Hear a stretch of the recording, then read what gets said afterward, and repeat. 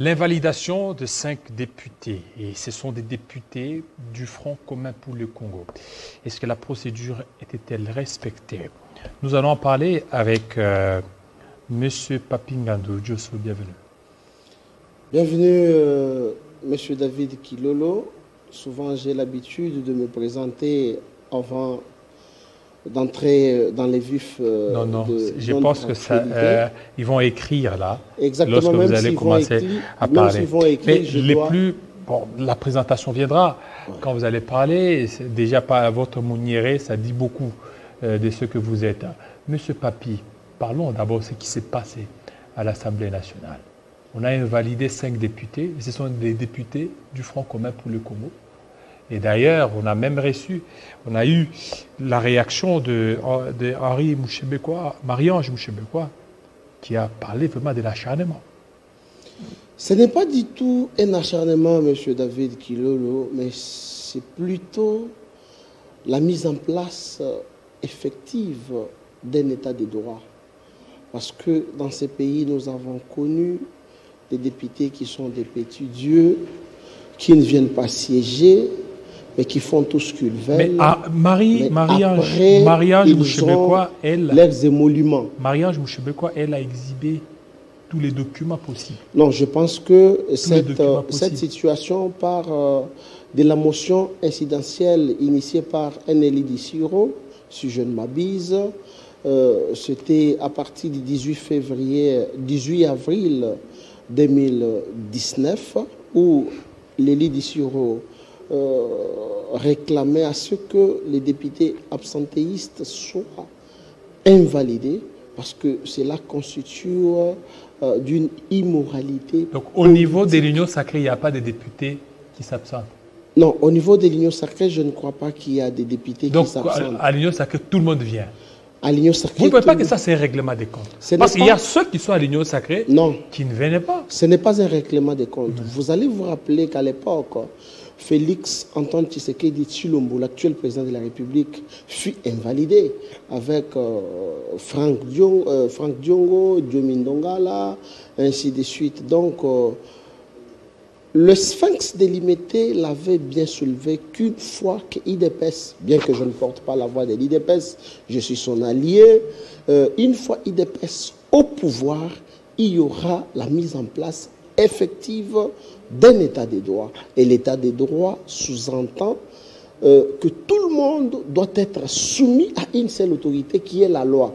Là, je fais référence à l'article 110 de la Constitution et je rallie à l'article 95.6 du règlement intérieur de l'Assemblée nationale, qui voudrait assez qui démontre d'ailleurs les conditions pour un député national qui s'absente lorsqu'il atteint un quart d'absence, il doit être frappé. Mais dès lors que Marie Mouchébekwa, parce que c'est d'elle, parce qu'on a vu celle qui a beaucoup plus fait parler d'elle, elle a même brandi toutes les autorisations de sortie et toutes ces maladies ont été prises en charge par l'Assemblée nationale.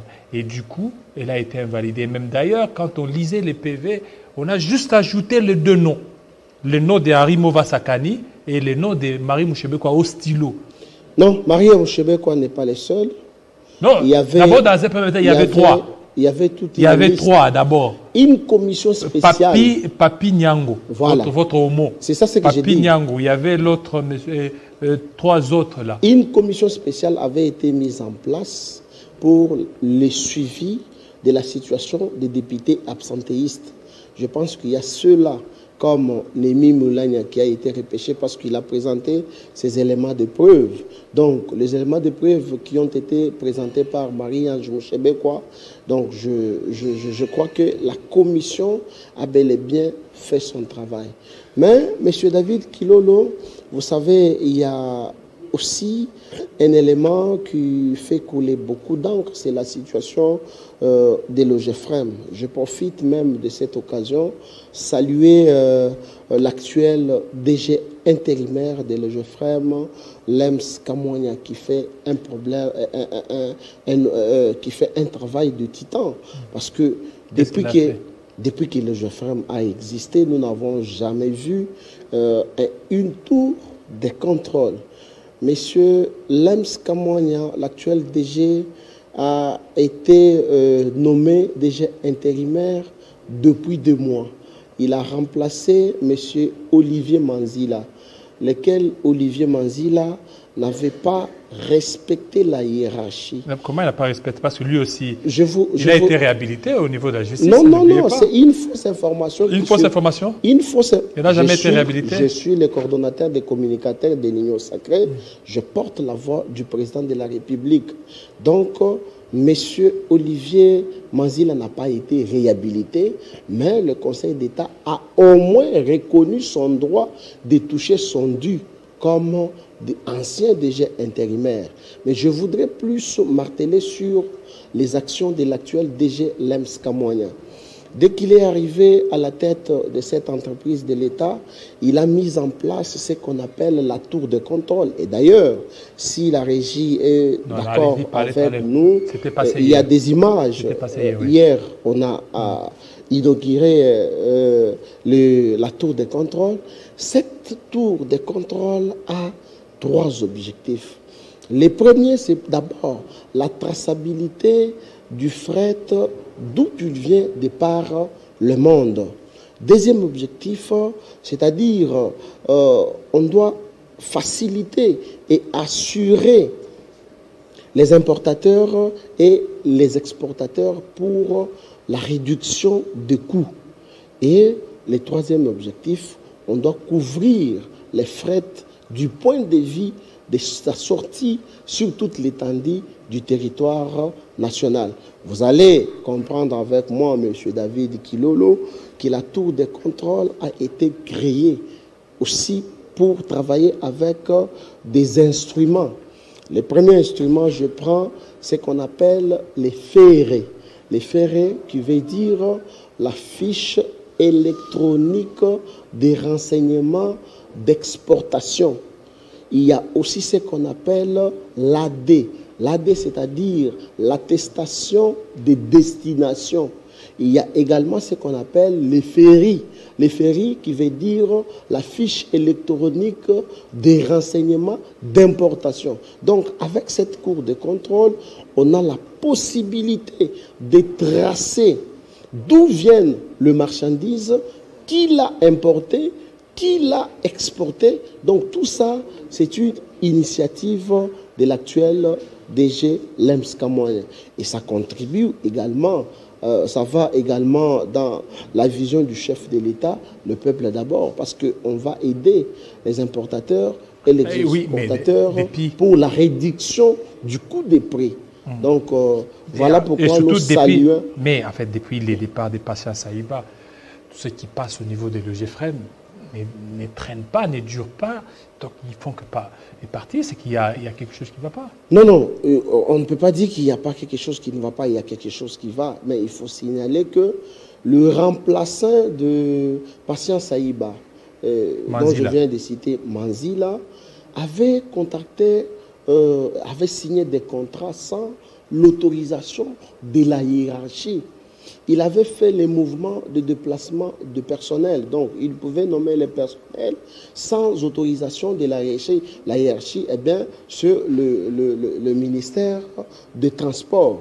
Et c'est comme ça qu'on avait mis en place une commission de discipline où les représentants du président de la République, le représentant de la primature, le représentant du ministère des Transports et même le représentant de l'IGF. Mais Manzila ne s'est pas présenté. On lui a envoyé une invitation. Manzila a refusé d'acquiser même réception. En réunissant tous ces éléments, on a compris que c'est quelqu'un qui n'entre pas dans la vision des chefs de l'État, le peuple d'abord, et qu'il fallait que l'autorité hiérarchique prenne les décisions pour son remplacement. C'est comme ça qu'il a été remplacé administrativement par Lems Kamwanya, l'actuel DG intérimaire, qui fait un travail de titan qui est apprécié par tous les personnels de l'OGEFREM. Je peux vous démontrer, il a mis en place une collation, il a mis en place tous les avantages sociaux. Il a actualisé même le paiement. Si vous allez à l'OGFM, vous allez trouver que les agents sont payés au temps révolu. Ça n'est que 2 mois seulement. Ça, c'est 2 mois. Mais c'est pour vous dire que quelqu'un qui a fait 2 mois à la tête de l'entreprise de l'État, il a un résultat même, je peux dire, à 100%. C'est quelqu'un que nous devons soutenir. Moi, en tant que communicateur de l'Union Sacrée, je soutiens tous les mandataires publics qui entrent dans la vision du chef de l'État. Donc, vous êtes mandataire. Vous entrez dans la vision du chef de l'État, Maître Papi Diosso Ngandomouin de la Bwenda, les 3e intellectuels de Kabeya Kamonga, prophète politique, je suis derrière voilà, ce ça c'était l'entre parenthèse. Maintenant, revenons à l'Assemblée nationale.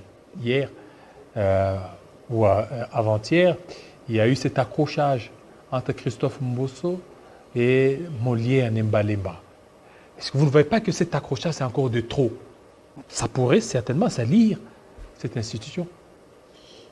David Kilolo, je dois vous dire une chose. Vous savez, les députés étaient mal habitués. L'Assemblée nationale était constituée comme étant un pandémonium où tout devait se passer. Je me rappelle du Sphinx délimité qui disait à l'époque, une fois IDPS au pouvoir, il y aura l'effectivité d'un état de droit. Donc l'état de droit, c'est ce que nous sommes en train de vivre actuellement. Vous avez vous-même vu un député national, président d'un parti politique qu'on appelle Ampoule, qui avait insulté le président de l'Assemblée nationale. Et avant-hier... En vol, pas Ampoule. Non, moi, j'ai une appellation propre à moi. Je ne dis pas en vol, je dis Ampoule. Donc, il a insulté le président d'une grande institution de notre pays. Et voilà, il y a un autre député comédien qui vient au perchoir pour faire la comédie. Mais il a dit la vérité. La question que je me pose, David Kilolo, est-ce qu'au moment où nous sommes, faudra-t-il assister à une comédie politique où nous devons avoir des députés responsables qui doivent légiférer des lois qui vont dans le même sens avec l'entendement du peuple qui est leur électeur, parce que le peuple a donné mandat aux députés nationaux de les représenter. C'est donc contrôler les gouvernements, légiférer les lois qui vont dans le même sens avec l'entendement du peuple congolais. Mais aujourd'hui, nous assistons à un scénario où un député se donne le luxe de passer devant le perchoir pour faire une comédie politique. Heureusement, nous avons un président d'une Assemblée nationale qui est responsable et qui l'a recadré sur place.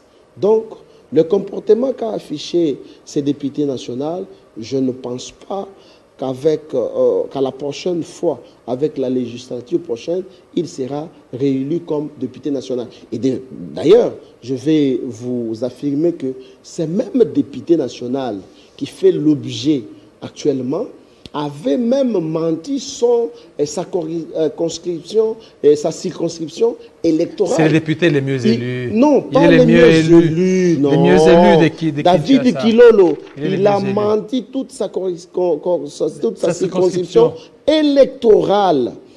La circonscription lui a demandé, dites-nous, quel est le candidat président de la République que vous soutenez? Alors qu'à son temps, les 10 députés soutenaient la candidature du président honoraire, Joseph Kabila Kabange, que j'ai salué, même en passant. Mais comment? Non, mais c'était Fayoulou. Il y avait Fayoulou, il y avait Chadari. Comment il soutenait la circonscription? Non, il faisait partie du FCC. Il est membre de l'AFDC. Oui, FCC. À l'époque, c'était Chadari qui était là. Oui, mais quand vous êtes dans un regroupement politique, donc, il y a un candidat président de la République qui a été présenté et que vous tous, vous êtes obligés à soutenir. Comme il a vu que Chadari ne pouvait pas gagner les élections, c'est comme ça qu'il a caché. Il a donné l'impression comme s'il soutenait le président de la République, alors que tel n'était pas le cas. Et voilà, Dieu est grand, il a commencé à dénicher tous les sorciers politiques de notre pays. Merci. Et voilà l'incident qui s'est passé au niveau de l'Assemblée nationale. Le président de l'Assemblée nationale l'a recadré. Mais c'est un peu de trop. Ce n'est pas un peu de trop. Je vais vous démontrer. Quand il y a cet accrochage entre Mbosso, oui, vous savez, Délice Sanga Mbosso, David Molière, Delis et Sanga, Molière ne sont pas des exemples pour la République. Je vais vous démontrer. Marie-Ange Mouchébekwa, qui est sortie sur les médias pour dire que c'est la présidence. La présidence n'y est pour rien. Ça, c'est l'état des droits. Les textes légaux doivent être d'application. Vous allez voir qu'il y a certains députés qui sont présents aux médias, qui sont présents dans des concerts, qui sont présents dans des matchs amicaux, mais ils ne sont pas présents à l'hémicycle. Moi d'ailleurs, je suis en train de me réjouir parce qu'il y a le président d'un parti politique dénommé Nouvelle Aventure qui est invalidé. Nouvelle Élan. Non, Nouvelle Aventure. Merci. Qui est invalidé. Beaucoup. Donc c'est une joie pour la population congolaise. Ils ne vont pas renouveler leur confiance en ce genre de députés. Mais David Kilolo, merci beaucoup. Je suis en train de féliciter le travail des titans qui est effectué au niveau de l'OGEFRAM par l'actuel DG intérimaire. Vous l'avez dit, le pays est en guerre, n'oubliez pas. Le pays est en guerre. Là, vous savez pourquoi? Non, non, écoutez, non, oui. Non, quelqu'un d'autre va parler. Quelqu'un d'autre va parler. Merci. Ayo Bangira, c'est tout de suite.